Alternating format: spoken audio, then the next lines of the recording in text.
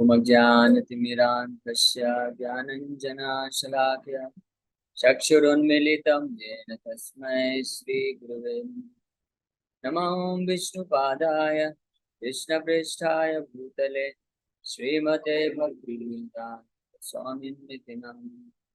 नमस्ते सारस्वते देवी गौरवाणी प्रचारिणे निर्विशेष शून्यवादी पाश्चात्य देशतारिणी।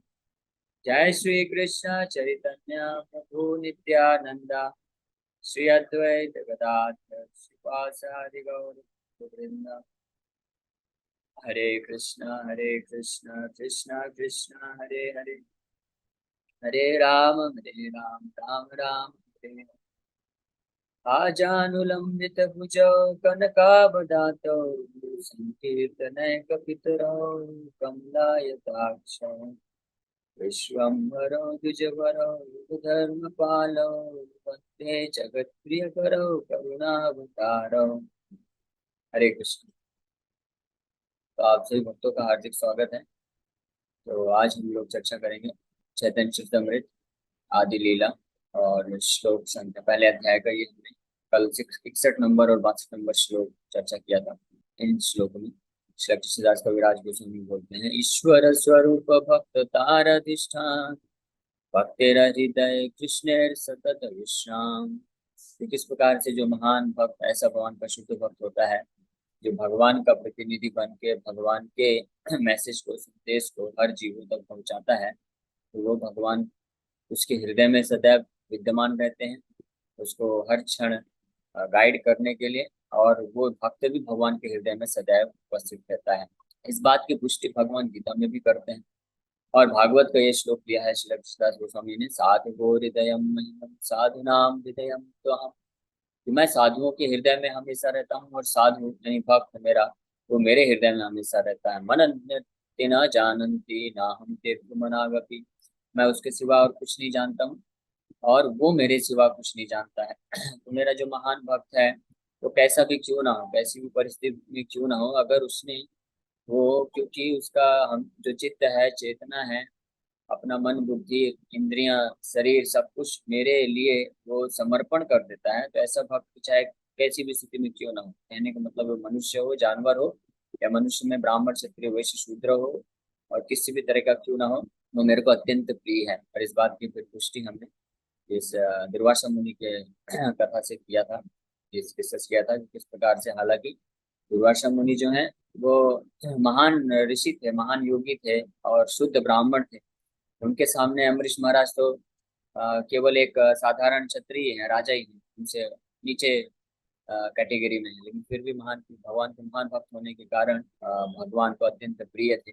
और यही कारण है कि दुर्वासा मुनि का उनको जो है अपराध लगा, उनको अम्बरीश महाराज के प्रति इस प्रकार से भगवान जो है दंडित करते हैं या लेसन देते हैं, शिक्षा देते हैं।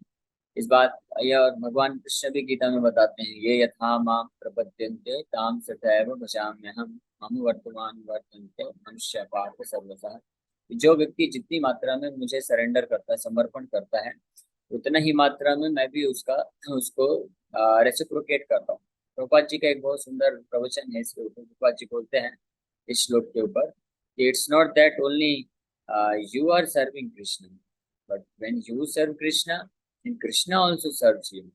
ऐसे करके प्रभुपाद जी बताते हैं कि जितने मात्रा में आप भगवान का सेवा करते हैं, तो भगवान कृष्ण इस श्लोक में बोल रहे हैं, ये यथा माम प्रपद्यन्ते, यानी ये जो जितने मात्रा में मुझे समर्पण करता है, प्रपद्यन्ते समर्पण करता है, उतनी ही मात्रा में ताम सदैव भजामि हम, उतनी मात्रा में मैं भी उसका भजन करता हूँ। ये बड़ी विचित्र बात है ना। भजन मतलब होता है भजाम में हम, भगवान बोल रहे हैं भजाम में हम, भजाम में हम मतलब कि मैं उसका सेवा करता हूँ, ये भगवान बोल रहे हैं। हाँ, हालांकि भगवान जो है सेवा कैसे करेंगे, सेवा तो उनको किया जाता है जो सुपीरियर होते हैं, जो हमारे रक्षक होते हैं, पालक होते हैं, उनका हम सेवा करते हैं। लेकिन भगवान जो है जब किसी नीचे, अपने से जूनियर या अपने से छोटे या जो अपने से कम शक्तिशाली है, उसका जब हम उसके लिए कुछ कार्य करते हैं तो उसको अनुकंपा कहा जाता है, या हित कहा जाता है, या दया बोला जाता है, कृपा बोला जाता है। तो फिर भगवान इस गीता के श्लोक में भजाम में हम क्यों बोल रहे हैं? तो ये कहने का आशा है कि भगवान वो श्लोक बोलते हुए इस भाव में है कि जैसे मेरा महान भक्त मेरा सेवा करता है, मुझे अपना सुपीरियर मान के, मुझे अपना प्राण धन मान के, मुझे ही सब कुछ समझ के जिस प्रकार से मेरा भक्त मेरे सेवा में तत्पर रहता है, उसी प्रकार से मैं भी उसको बहुत सुपीरियर मानता हूँ। यानी अपने हृदय का उसको प्राण धन समझ के, टुकड़ा एक प्राण धन समझ के, और उसको मैं अपने से सुपीरियर मानते हुए, अपने आप को ऋणी समझते हुए मैं भी उसका सेवा करता हूँ। तो ये है भगवान का भाव। इस बात की पुष्टि भगवान जब वृंदावन से जा रहे थे मथुरा की ओर, भगवान बहुत क्लियर बोलते हैं। ब्रजवासियों के केस में तो भगवान जो है वो एक अलग ही लेवल पे अपने आप को महसूस करते हैं। जो साधारण भक्त हैं उनको तो भगवान बोल रहे हैं कि ताम सतय भजाम्य हम, जो जितनी मात्रा में मेरा सेवा करता है उसके ऋण को चुकाने के लिए मैं भी उसको सुपीरियर समझ के मैं उसका सेवा करता हूँ, वो मेरा लाइफ एंड सोल बन जाता है। लेकिन ब्रजवासियों के केस में भगवान बोलते हैं ना पा रहे हम, वो बोलते हैं कि मैं तो इन ब्रजवासियों और विशेष रूप से जो गोपियां हैं, गोपिकाएं हैं और श्रीमती राधा रानी उनमें सर्वश्रेष्ठ, तो उनको भगवान बोलते हैं कि अपने आप को उनके समक्ष लाने में भी भगवान को शर्म आती है। क्योंकि जब अक्रूर जी लेके जा रहे थे भगवान को, तो भगवान सबके पास जाके कुछ न कुछ बात की मिले, लेकिन गोपियों के सामने अपने आप को प्रकट ही नहीं कर सके। क्योंकि फिर जब गोपियां सामने आती हैं तो भगवान केवल इतना ही बोल पाते हैं कि मैं वापस आऊंगा, और इतना ही बोल पाते हैं कि आपकी जो भक्ति है, जो समर्पण आपने मेरे प्रति किया है, उसका मेरे पास कुछ चुकाने के लिए, आपको देने के लिए है नहीं, उस ऋण को मैं चुका नहीं सकता हूँ। तो इसलिए आप केवल आपकी जो शुद्ध भक्ति है, मेरे मेरे प्रति जो शुद्ध प्रेम है, उसी से आप संतुष्ट रहिए कृपा करके। भगवान इतना ही बोलते हैं, और बोलते हैं कि मैं अपने आप को भी देख के उसको चुका नहीं सकता हूँ। तो इस प्रकार से हम यहाँ पे देख सकते हैं कि भगवान का क्या भाव रहता है। इस बात की पुष्टि यहाँ पे भगवान कर रहे हैं। और कृष्णदास कविराज गोस्वामी ये इन श्लोकों को क्यों कोट कर रहे हैं, ये जानना बहुत महत्वपूर्ण है कि भगवान कृष्णदास कविराज गोस्वामी की जो चैप्टर का नाम है गुरु वर्ग, गुरु तत्व के बारे में चर्चा कर रहे हैं। और जो भगवान के महानतम भक्त होते हैं, बहुत ही घनिष्ठम अत्यंत प्रिय भक्त होते हैं, तो वो भक्त जो है भगवान के कितने निकट हैं और कितने अत्यंत प्रिय हैं, जो कि संसार में गुरु बन के आते हैं, और प्रामाणिक गुरु की बात कर रहे हैं तो और जो पूर्ण रूप से शुद्ध भाव से भगवान के संदेश को एज इट इज पहुंचाते हैं, तो वो कितने प्रिय हैं भगवान को, इस बात को बताने के लिए और उनकी महानता क्या है, इस बात को स्टेब्लिश करने के लिए कृष्णदास कविराज गोस्वामी इन आने वाले कुछ ऐसे कृष्ण दो श्लोक से और आने वाले 3-4 श्लोक और इस बात का इस प्रमाण प्रस्तुत कर रहे हैं। ताकि इसलिए जब शुरुआत किया था उन्होंने इस गुरु तत्व के बारे में चर्चा करते हुए, तो भगवान कृष्ण के द्वारा बोला गया सबसे पहला श्लोक वो यही उठाते हैं भागवत से, कि भगवान कृष्ण बोलते हैं आचार्य माम अभिजानीय नाभमन्येद कर्हिचित् ना अमर मर्त्य बुद्ध्यायुष आशुये सर्वदेव मयो गुरु। कि आचार्य माम अभिजानीय, कि जो आचार्य है, जो मेरा प्रामाणिक भक्त है, जो आपके पास आता है एक गुरु के रूप में, आचार्य के रूप में, तो उसको माम अभिजानीय, उसको मेरे समान ही समझो, और कभी उनका तिरस्कार मत करो, कभी उनसे ईर्ष्या मत करो, कभी उनको मर्त्य बुद्धि, मर्त्य बुद्धि मतलब इस संसार के व्यक्तियों को मर्त्य बोला जाता है। मर्त्य मतलब जो कि साधारण लोग होते हैं जो मरते हैं, लेकिन जो वैष्णव आचार्य होते हैं वो कभी मरते नहीं। हालांकि इस संसार में आएंगे तो देखेंगे कि इसी प्रकार से वो भी शरीर धारण किए हुए हैं, वो भी खाते पीते हैं, चलते फिरते हैं, लेकिन और वो भी शरीर छोड़ते हैं, बट वास्तव में उनका मृत्यु नहीं होता है। इस प्रकार से नामाचार्य हरिदास ठाकुर के समाधि में जाके वहाँ पे जाते हैं, वहाँ पे लिखा हुआ है कि कि जो भी लोग ये सोचते हैं कि कोई वैष्णव, शुद्ध वैष्णव मृत्यु होता है, तो उनका ये सोचना जो है पूरी तरह से मिथ्या है। क्योंकि वैष्णव जो होते हैं वो जीवित रहते हैं, जब इस संसार में फिजिकली प्रेजेंट रहते हैं तो भगवान के नाम का प्रचार करते हैं, भगवान के संदेश को हम तक पहुंचाते हैं। और जब वो तथाकथित मृत्यु को स्वीकार करते हैं या शरीर छोड़ते हैं, तो भी उनके द्वारा भी उनका जो इस तरह का शरीर छोड़ना भी होता है, वो भी भगवान के ही नाम के प्रचार और संदेश के प्रचार के लिए ही होता है। इस प्रकार से अभी प्रभुपाद जी जब थे फिजिकली, तो प्रभुपाद जी ने पूरे इस्कॉन संस्था को स्टेब्लिश करके ऑल ओवर वर्ल्ड में प्रचार किया और कई हजारों शिष्य बनाए, उनको भगवत भक्ति प्रदान की। और जब प्रभुपाद जी शरीर छोड़ के गए, तो देखिए उसके बाद भी इस्कॉन कितना बढ़ रहा है, प्रभुपाद जी के कारण, प्रभुपाद जी की आश्रय लेने के कारण, प्रभुपाद जी की शिक्षाओं को पढ़ के, प्रभुपाद जी के बारे में सुन के, प्रभुपाद जी के पद चिन्हों में पालन करते हुए जितने भी इस्कॉन के भक्त हैं, तो वो भगवत भक्ति में आगे बढ़ रहे हैं। और प्रभुपाद जी इस प्रकार से आज भी हर भक्त के जीवन में, विशेष रूप से जो भी इस्कॉन से संबंधित है, उनकी पुस्तकों का आश्रय लेता है, उस हर भक्त के जीवन में प्रभुपाद जी एक प्रोमिनेंट शिक्षा गुरु के रूप में आज भी कार्य कर रहे हैं। इसका मतलब है प्रभुपाद जी कभी मरे नहीं हैं। और इस बात की पुष्टि प्रभुपाद जी खुद भी करते हैं। जब उनको एक रिपोर्टर ने पूछा कि what will happen after you when you die, कि क्या होगा जब आपकी मृत्यु हो जाएगी, प्रभुपाद जी बोले, I shall never die, I shall always live within my books, instructions of my books, and whoever shall follow the instructions of my books,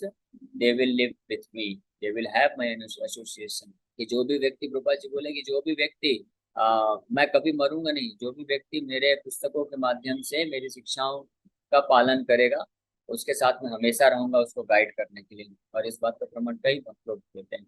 इस प्रकार से यहाँ पे कृष्णदास कविराज गोस्वामी ऐसे वैष्णव आचार्य, प्रामाणिक वैष्णव आचार्य जिनका हृदय पूर्ण रूप से शुद्ध है, उनकी महत्ता का वर्णन कर रहे हैं। ये बहुत जरूरी है हमारे लिए इस बात को समझ पाना। और अब आगे इस श्लोक में फिर से ये भी एक श्लोक है, भागवत से लिया गया है। भागवत का ये श्लोक है पहले स्कंद के 13वें अध्याय का 10वां श्लोक है, जिसमें युधिष्ठिर महाराज जो है उनका गुणगान करते हुए, विदुर जी का गुणगान करते हुए बोलते हैं, भगवद्विधा भागवता तीर्थभूता स्वयं विभु तीर्थ कुर्वन्ति तीर्थानि स्वान्तस्थेन गदावृता। Saints of your caliber are themselves places of pilgrimage because of their purity. They are constant companions of the Lord, and therefore they can purify even the places of pilgrimage। तो बोल रहे भगवद विधा, ये श्लोक बोला गया युधिष्ठिर महाराज को, युधिष्ठिर महाराज के द्वारा ये श्लोक बोला गया है जब वो विदुर जी को, विदुर जी जो कि तीर्थ यात्रा के लिए निकल गए थे कुछ समय के लिए, फिर जब वापस आते हैं तो उनका स्वागत सत्कार करते हुए ये श्लोक विदुर जी को बोलते हैं। ये घटना इस प्रकार से है कि जब एक बार इसको मैं पढ़ देता हूँ, उसमें घटना थोड़ा पता चल जाएगा। This verse was spoken by Maharaj Yudhishthir to Vidura in Srimad Bhagavatam. Maharaj Yudhishthir was receiving his saintly uncle Vidura, who had been visiting sacred places of pilgrimage. Maharaj Yudhishthir told Vidura that pure devotees like him are personified holy places because the Supreme Personality of God is always with them in their hearts. By their association, sinful persons are freed from sinful reactions, and therefore wherever a pure devotee goes is a sacred place of pilgrimage. The importance of holy place is due to the presence of there of such pure devotees। तो इस प्रकार से इस श्लोक में तो विदुर जी एक महान भक्त हैं भगवान के, और एक्चुअली में विदुर जी महाजन हैं, वो भगवान के शुद्ध भक्त यमराज के ही अवतार हैं। यमराज जी का बहुत तीव्र इच्छा था, किसी कोई भी जो भक्त होता है, भगवान का शुद्ध भक्त होता है, उस हालांकि उसको पूरी तरह से समस्त भौतिक इच्छाओं से मुक्त होता है, वो अपने लिए कुछ भी इच्छा की पूर्ति नहीं करना चाहता है, लेकिन उसके हृदय में केवल एकमात्र इच्छा होती है कि मैं भगवान के यशों का गुणगान करूं, गान करूं, ज्यादा से ज्यादा प्रचार करूं। और भक्त का नेक्टर ऑफ डिवोशन, भक्ति रसामृत सिंधु में भाव भक्ति के जहाँ पे लक्षण बताए गए हैं, तो उस सेक्शन में प्रभुपाद जी एक प्रवचन में मेंशन करते हैं, बताते हैं कि भगवान का जो शुद्ध भक्त होता है उसके हृदय में से इच्छा रहती है कि मैं भगवान के बारे में ज्यादा से ज्यादा श्रवण और कीर्तन यानी कथा करूं। ये भगवान के शुद्ध भक्तों का लक्षण होता है। जो शुद्ध नहीं होते हैं पूर्ण रूप से, तो वो प्राय अपने कुछ भौतिक इच्छाओं की पूर्ति के लिए ही भगवान का सहारा लेते हैं, जिनको सकाम भक्त बोलते हैं। जैसे हम लोग हैं, जैसे मैं हूँ मान लीजिए, तो मैं भी साधना भक्ति में लगा हूँ, साधना कर रहा हूँ, तो निश्चित रूप से हम प्रयास कर रहे हैं अपने आप को शुद्ध करने का, लेकिन साथ ही साथ में हम ये इच्छा रखते हैं कहीं ना कहीं कि हमको भी कुछ जो है प्रॉफिट मिलना चाहिए, या हमारा भी कुछ कंफर्ट होना चाहिए, या ऐसे भगवान से कुछ सुख और शांति की प्राप्ति, दुखों की निवृत्ति, सुख की प्रवृत्ति, सुख की प्राप्ति ये होती है। लेकिन शुद्ध भक्त जो होता है वो हर एक्शन में, हर एक्टिविटी में भगवान की संतुष्टि और भगवान के यशोगान के लिए प्रार्थना करता है। इस प्रकार से भक्ति रसामृत सिंधु ग्रंथ में प्रभुपाद जी वर्णन करते हैं। और यही कारण है कि भगवान के जो शुद्ध भक्त होते हैं प्राय प्रयास करते हैं कि ज्यादा से ज्यादा भगवान का गुणगान किया जाए। यमराज जी हमेशा अपने उस ऐसा दायित्व दिया गया है भगवान के द्वारा उनको कि वो कभी फ्री होते ही नहीं। हमेशा जब देखो नरक में लाइन लगी ही रहती है, कोई ना कोई आता रहता है, फिर उनका जजमेंट करके उनको प्रॉपर पनिशमेंट देना, ये सब करना। यमराज की बड़ी तीव्र इच्छा थी कि मेरे को मैं एक वैष्णव सन्यासी के रूप में निकल के भगवान के का प्रचार करूं। भगवान उनकी इस इच्छा को जानते थे, तो ऐसा कुछ अरेंजमेंट हुआ कि एक महान ऋषि हुए जिनका अपराध न होने के कारण भी उनको दंड मिला। तो फिर इस बात के कारण उन महान ऋषि ने यमराज को जो है उन्होंने शाप दे दिया कि आपको पृथ्वी लोक में, मर्त्य लोक में जाके एक शूद्र के यहाँ जन्म लेना पड़ेगा। तो ये तो एक बहाना था मात्र। इसी कारण यमराज जी जो है महाभारत के टाइम पे आए और एक शूद्र के घर में पैदा हुए और शूद्र के रूप में विदुर जी के नाम से प्रसिद्ध हुए। फिर वो राज्य में वो बहुत बड़े सलाहकार बने, धृतराष्ट्र के भी, और जो है और जो भी राजा वहाँ पे था। और फिर उसके बाद कुछ ऐसा प्रसंग हुआ कि दुर्योधन ने उनको बहुत ही ज्यादा अपमानित करके अपने राजमहल से बाहर निकाल दिया। तो इस जब ये पता चला उनको तो बड़े अत्यंत प्रसन्न हुए वो, और तुरंत जो है वो सब कुछ अपने राजमहल का रिस्पॉन्सिबिलिटी छोड़ के पूरा पर्यटन करने निकल गए। पर्यटन तो बहाना था, केवल यात्रा तो बहाना था, उसके माध्यम से वो भगवान का गुणगान करना चाहते थे।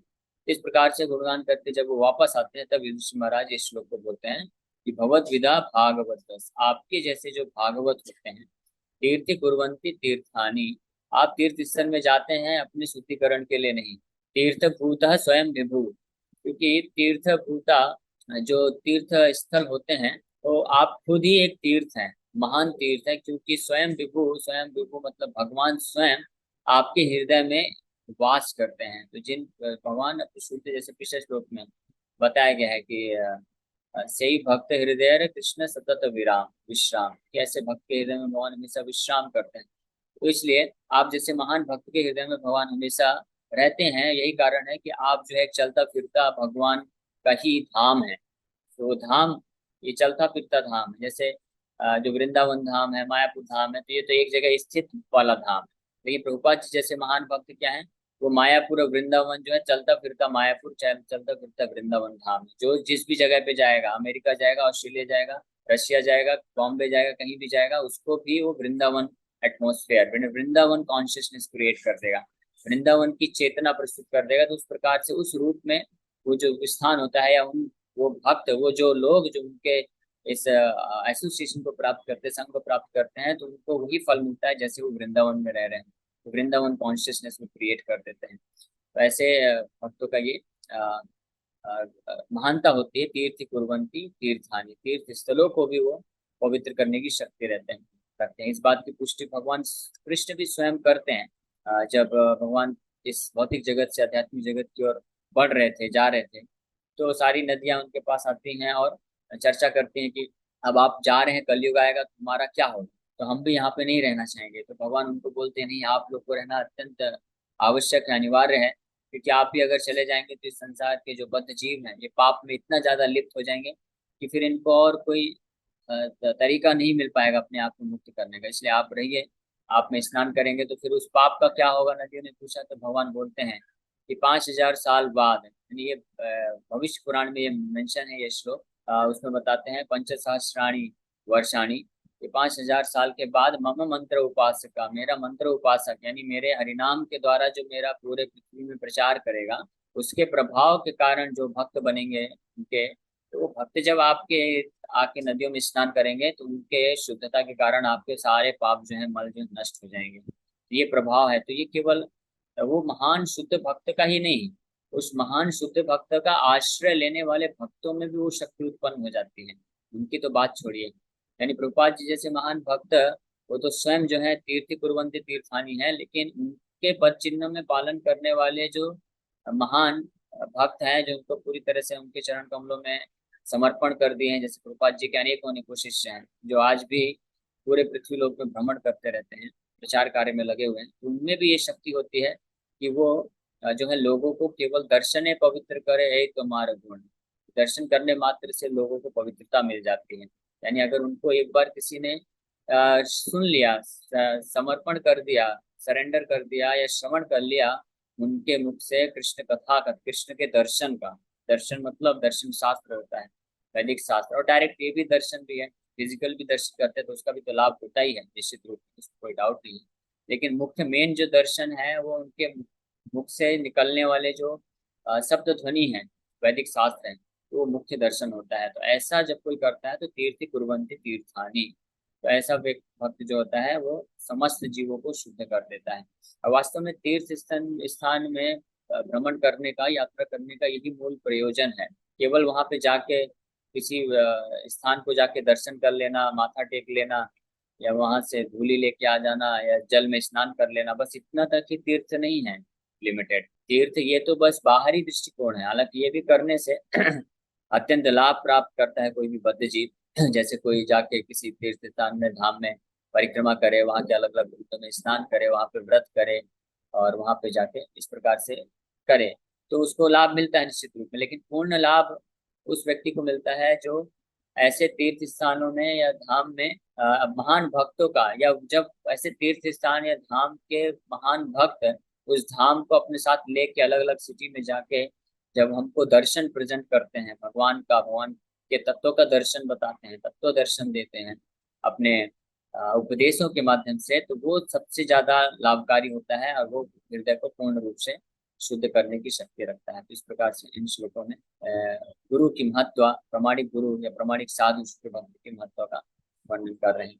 अब नेक्स्ट श्लोक में जो 64 नंबर श्लोक है, ये हम लोग कल करेंगे, लेकिन इसका हम लोग थोड़ा सा अनुवाद पढ़ देते हैं। से भक्त गण है द्विविध प्रकार, पारिषद गण एक साधक गणार। तो अब अभी तक पिछले श्लोकों तक कृष्ण कविराज गोस्वामी जो है वर्णन किए कि भक्त की महत्व क्या है, और भगवान के संदर्भ में भगवान उनको क्या कितना पोजीशन देते हैं ये सब पता है। अब ऐसे भक्त हो, ऐसे शुद्ध भक्त के दो प्रकार बता रहे हैं। एक तो है जो एक कैटेगरी होती है पारिषद गण, such pure devotees are of two types, personal associates पारिषद एंड नियोफाइट डिवोटी साधकास।